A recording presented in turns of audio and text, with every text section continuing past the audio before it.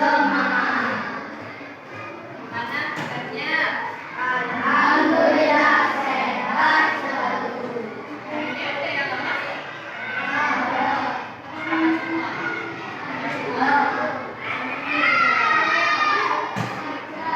Kenapa? Sebelum kegiatan sebaiknya kita berdoa bersama-sama yuk. Ketua kelasnya siapa?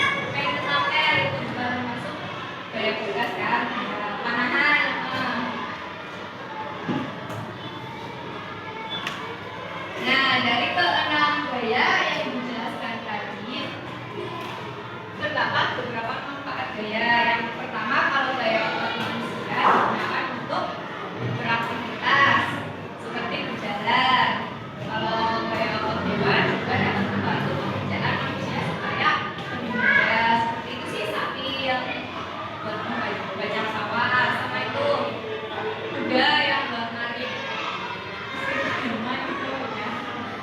Terus kalau gaya magnet dapat dimanfaatkan seperti untuk merawatkan benda. Contohnya kayak itu kulkas. Kulkas kalau nggak ada magnetnya kan nggak bisa nutup gitu sih. Terus kayak itu loh, biasanya di kulkas itu kan bisa nempel kan di kulkas itu karena ada magnetnya.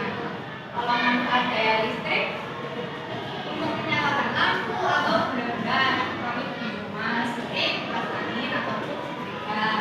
Nah, kalau daya gravitasi bermanfaat untuk menahan benda supaya tidak berada di permukaan bumi, sehingga benda yang di permukaan bumi itu tidak melayang-layang. Kalau nggak ada daya gravitasi kan, kayak kalau itu tidak melayang kan melayang kan. Kalau manfaat dari gaya geser untuk membantu menghentikan benda yang sedang bergerak, kayak misalkan sepeda sih biasa ada rem, terus bisa membantu benda bergerak supaya tidak tergelincir. Nah, kalau contoh gaya petugas bisa dimanfaatkan untuk kegiatan itu seperti pengamanan. Nah, sekarang coba ibu mau tanya, misal kita mendorong atau menarik lemari termasuk kayak apa? Geser. Sekarang ibu mau kasih soal ya, nanti dikerjain. Sudah selesai?